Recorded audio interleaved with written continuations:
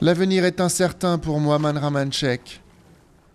Il a suffi d'une journée au cyclone Ayla pour détruire sa maison et la ferme de crevettes où cet homme de 65 ans a passé sa vie. Depuis la catastrophe, il y a plus d'1 an, Mohamed et sa famille ont vécu sur ce qui reste de ce talus, avec des petits boulots pour seule source de revenus. Ces documents sont la seule preuve qu'il ait jamais eu une maison ou une ferme. Notre abri actuel est tout petit et nous sommes 6 à 7 personnes à vivre dedans. Notre maison a été détruite par Ayla. Elle a été engloutie par les flots. Lorsque Ayla a frappé le sud du Bangladesh en mai dernier, plus de 1700 km de digues de protection ont été détruites.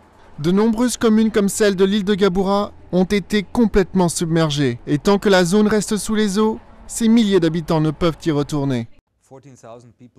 14 000 personnes vivent encore dans la précarité, sur des talus ou ce qui reste de remblais dans les zones touchées d'Ayla. Nous pensons que ces gens n'ont pas les moyens de revenir chez eux. Ils ont donc besoin d'aide de toute urgence.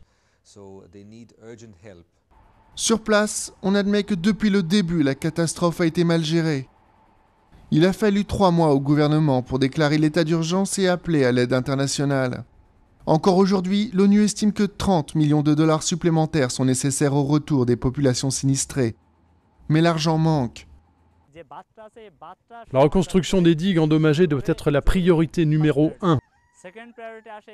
La seconde est de permettre aux gens de reprendre leur ancien emploi. Avec le retour de la saison des cyclones et de la mousson, les villageois redeviennent vulnérables. Pour eux, une seule chose à faire, attendre, impuissants la prochaine tempête.